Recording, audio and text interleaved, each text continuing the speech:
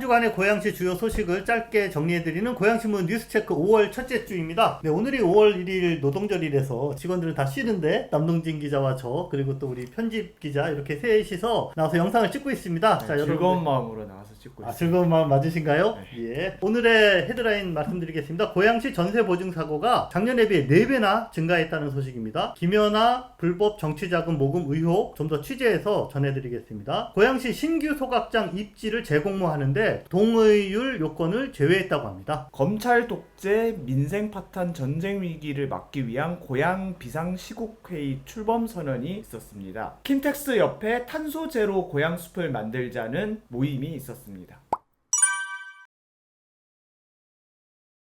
자, 첫 번째 소식입니다. 전세 사기 문제로 지금 수도권 시끄러운 가운데 최근에 세입자가 보증금을 돌려받지 못하는, 한마디로 말한 보증 사고, 이게 매우 늘고 있다고 하는데요. 자, 고양시 상황 궁금합니다. 고양시도 마찬가지로 작년 8월부터 올해까지 봤을 때 사고 건수와 네. 이 보증액 그 피해 규모가 계속해서 증가하는 것을 확인할 수 있습니다. 거의 4배 가까이 증가를 했습니다. 이 사고 피해 금액이 얼마나 되나 봤는데 268억 8,400만 원. 그 네. 지난달 기준, 가장 네. 최근 자료 기준인 거죠. 전국 기초 지자체 사고 금액 중에서 가장 큰 높은 금액이라고 하더라고요. 이 데이터가 주택보증공사의 전세 보증금 반환 보증 보험에 든 가입자 기준으로 이게 집계가 된 거라 가지고 네. 실제 피해는 훨씬 더 많을 걸로. 그럼요. 가입 안 한 분들도 많이 있잖아요. 예, 그런 걸로 지금 추정이 되고요. 이 갭투기가 문제인 거는 이 집값이 내려가게 되면은 그렇죠. 이 전세가 역전세가 맞아요. 벌어지면서 이제 깡통 전세 문제가 이제 발생하게 되는 거거든요. 고양시 안에서 갭투기가 어디서 많이 됐냐 이런 거 보면은 네. 대부분 이제 일산 지역이 좀 많았어요. 그렇죠. 탄현동이 이제 가장 많았고 557건으로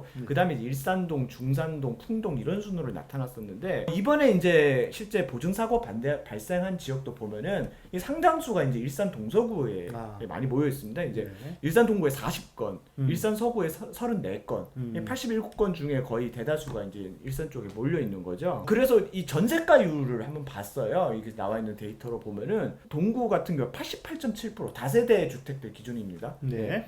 서구가 85%, 수도권 평균은 82.6%보다도 이제 훨씬 좀 높은 이런 지금 좀 상황이고 보증금을 못 받을 사고도 발생할 이유가 있고 이제 좀 더 나가면 이제 전세 사기 문제와도 연결이 되는 아주 좀 지금 심각한 시한폭탄을 앓고 있는 거 아닌가. 자, 이것과 관련해서 심상정 국회의원이 최근에 뭐 어떤 특별법 제안을 했다면서요? 네, 깡통 전세 공공매입 특별법 제정을 이제 좀 촉구를 했는데 이 주요 내용 중에 핵심은 이제 피해자 보증금 채권. 쉽게 말해서 내 전세 보증금을 못 돌려받는 상황이 돼버리니까 네.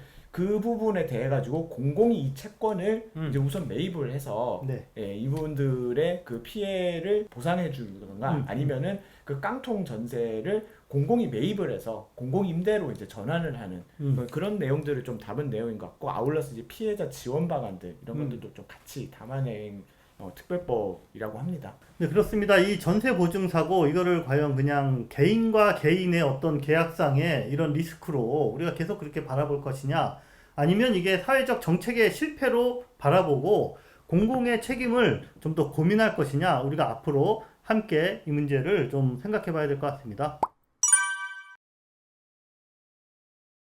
지난 한 2주 동안 김연아 국민의힘 고양정 당협위원장 정치자금을 모금했다, 이게 공천 미끼로, 자, 이런 논란들이 계속 이어졌습니다. 자, 이 문제에 대해서 우리 남동진 기자가 좀 이렇게 심도 있게 취재를 했는데요. 주요 내용을 좀 정리해 주십시오. 아시다시피 이 보도는 탐사 보도 매체인 이제 뉴스타파를 통해 참 알려지게 됐는데요. 네.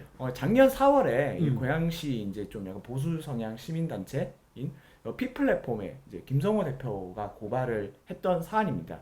주요 내용을 보면은 지금 현행법상 이제 좀 금지가 되어 있는 이 당협 사무소 운영 회비를 이 차명 계좌를 통해서 이제 걷었다. 그리고 이 운영비를 당협 운영뿐만 아니라 사실상 이제 개인의 정치 활동을 위한 좀 비용으로 좀 쓴 부분이 있다. 그리고 이 과정에서 시의원 등 일본 유원 같은 경우는 계좌가 아닌 직접 돈봉투로 전달을 했다. 이런 의혹들이 제기가 되었습니다. 차명 계좌로 모금을 했다. 자, 이게 어떤 건지 그리고 또 무엇이 문제가 되는 건지 이야기 좀 해주세요. 네. 현행 정당법상 보면 이제 37조 3항에 나와 있는데요. 당협 사무소를 이제 운영할 수 없고 회비조 또한 이제 거둘 수는 없는 거예요. 만약 당협 운영에 사실 필요하다면은 공당을 거쳐서 이제 지급해야 되는 게 이제 현행법상 이게 맞는 거죠. 그리고 또 정치자금법에 따르면은 선관위에 신고되지 않은 계좌로 후원금을 또 받으면 불법이에요. 수사 과정에서 증인으로 예. 이광환 전 사무국장, 네. 그러니까 김연아 당협위원장 밑에서 실제로 당협 업무를 책임졌던 그분이 네. 증언하는 과정에서 이제 여러 가지 이야기가 나온 거죠. 이 문제에 대해서 이제 당협위원장한테도 얘기를 했었대요. 네. 차명 계좌를 이용해가지고 이 운영 회비를 걷는 게 이게 좀 약간 좀 위법 소지가 있다. 그런데 뭐 다른 사람 계좌라서 괜찮다. 걱정할 필요 없다. 이렇게 넘어갔다고 합니다. 그럼 어떤 사람들이 돈을 냈는지, 그 다음에 또 돈을 낸 규모는 어떻게 되는지 이것도 다 밝혀졌나요? 운영위원은 120만 원, 현직 CEO는 200만 원을 냈다고 합니다. 네. 예. 그 외에도 이제 특별회비라는 이름으로 또 여기 되어 있는 것들이 있어요. 네. 근데 이분들 같은 경우는 모르는 이름도 있었다고 해요. 사무국장님 말로는 긴 동원해서 좀 약간 쪼개기로 내지 않았을까 그런 추측도 있고 어쨌든 그렇게 모인 금액이 2022년 3월 18일 기준으로 3,200만 원 이상으로 되어 있었습니다.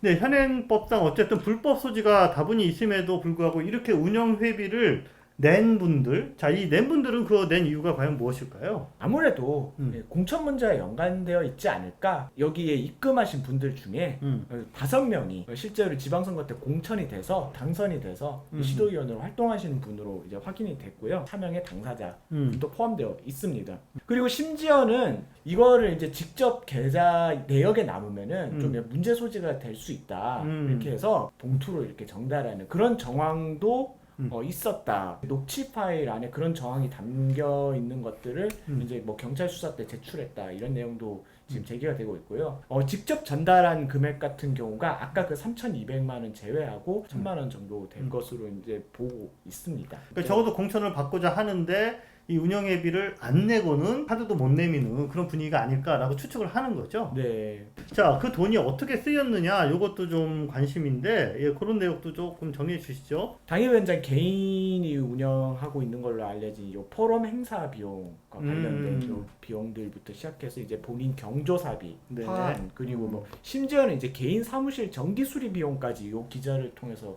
지출됐다고 되어 있는데요. 그래서 사실 당협 운영비라고 되어 있지만 사실상 위원장 개인의 정치 활동을 위한 좀 비용으로 사용된 거 아니냐. 네, 이런 지적도 나오고 있습니다. 네, 뭐 어디까지를 당협 운영이고 또 어디까지를 그 정치인 개인의 용도냐 이걸 구분하기가 좀 애매하기는 합니다. 김연아 위원장도 뭔가 적극적으로 입장을 밝혔나요? 김연아 위원장은 허위 왜곡 주장이다라고 반박을 하고 있는데요. 논란이 된 정치 자금은 이 당원들이 자발적으로 거둔 운영비입니다. 네. 그리고 정치 자금이 아니라는 거를 경찰 쪽에 충분히 소명했다.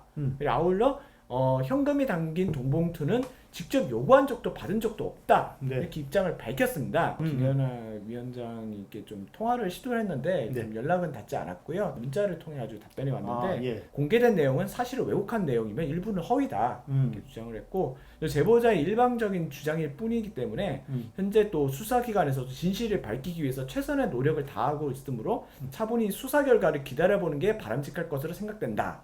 이렇게 답변을 했습니다. 또 5월 중으로 빨리 이제 수사를 마무리해서 이렇게 이제 기소 여부를 결정하려고 한다. 이렇게 지금 알려져 있습니다. 김연아 위원장 측에서 또 어떤 방식으로든 이제 반론의 그런 요청이 있으면 자 그런 부분도 적극적으로 예, 명확하게 이렇게 좀 보도를 해주시기 바랍니다. 네.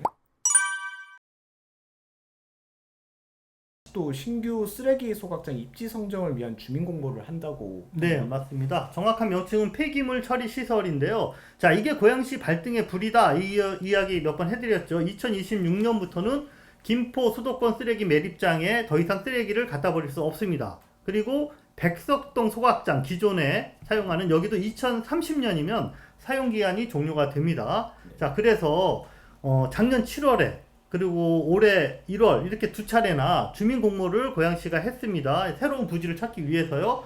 그런데 공모 요건을 충족시키지 못해서 후보지 선정 자체에 실패를 했습니다. 네. 그래서 이번에는 공모 방식을 완전히 바꿔서 5월 한 달 동안 이제 3차 공모를 시작한다라는 겁니다. 네, 앞서 두 차례 주민 공모에서 공모 여건을 갖추지 못했는데 네. 공모 방식을 바꿔서 다시 한다는 거는 뭐 어떻게 바뀌는 겁니까? 가장 결정적인 건 뭐냐 하면은 반경 300m 내 동의율 요 요건을 아예 없애버렸습니다. 네. 자, 아예 없애버리고 부지의 크기라든지 이런 요건만 맞으면 토지주가 일단 신청을 할 수 있고 입지선정위원회가 정한 규정대로 평가하고 타당성 조사하고 그 다음에 주민 동의를 얻고 그 다음에 토지주와 여러 가지 협상을 해서 최종 결정을 한다.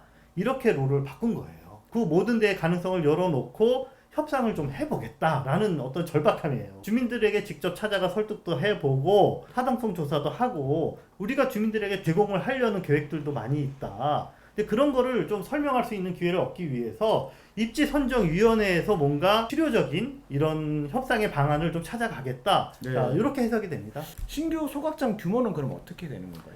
신규 시설은 하루에 630톤 규모로 지금 이렇게 설계가 됐습니다. 자, 그리고 면적을 좀 보면은 자연녹지 지역 기준으로 44,000제곱미터 요건 이제 시설이 들어서는 거고요. 네. 그리고 그 주변에 주민 편익 시설 요게 또 24,000 합쳐서 68,000제곱미터 약 2만 평 정도의 부지가 이제 신규 소각장에 필요한 부지다. 그래서 총 사업비는 국비지원금을 포함해서 약 4,163억 원 요 정도 규모로 예상이 됩니다. 한 10여 군데 이렇게 후보지가 좀 신청이 들어오지 않을까 그렇게 예상을 하더라고요. 네.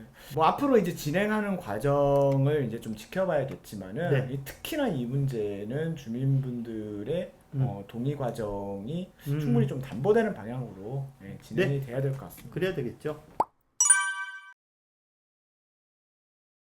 고향 비상 시국 회의 출범 선언 및 어떤 기자회견. 자, 이게 어떤 성격의 행사입니까? 지자체 한 5군데 정도가 지금 만들어지고 있다고 해요. 네. 근데 이제 고향에도 이제 비상시국회의가 만들어졌고 이 출범 선언을 하는 자리가 일산문화광장, 고향 독립운동탑 앞에서 좀 상징적인 공간에서 좀 진행이 됐습니다. 비상 시국 회의라는 거는 전국 규모로 윤석열 정권에 반대하는 이제 이런 시민운동을 하겠다 이제 이건데 고향에서는 여기에 플러스해서 이동환 시장에 대한 어떤 반대까지도 시국회의 그 움직임에서 펼치고 있다 뭐 이렇게 이해하면 되겠네요. 네, 그렇죠. 아무래도 이제 뭐 지금 현 시정에 대해서 좀 어떤 주제별로 이렇게 좀 반대하는 움직임들이 있잖아요. 근데 네. 이런 시국회의가 좀 마련됨으로써 어느 정도의 구심점 역할을 또 하지 않을까 움직임도 주목해서 볼 수 있을 것 같습니다.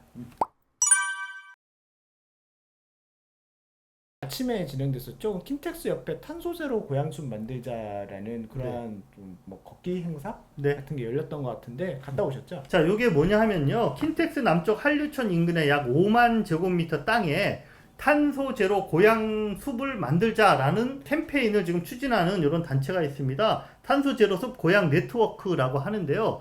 자, 이 숲을 왜 만드느냐? 거기가 이제 뭐 테크노밸리, JDS, 그 다음에 방송 영상밸리, CJ 라이브 시티 등 고양시의 미래 대규모 개발 사업지의 한가운데에 한류천에 거기 부지가 좀 남아있는 땅이 있어요. 네. 여기를 갖다가 이제 녹색 도시, 고향을 지향하는 이런 어떤 부지로 좀 남겨두자 이런 시민 운동입니다. 고양시 새마을회 그리고 천주교 그 교우들이 많이 이렇게 좀 참여를 했고요.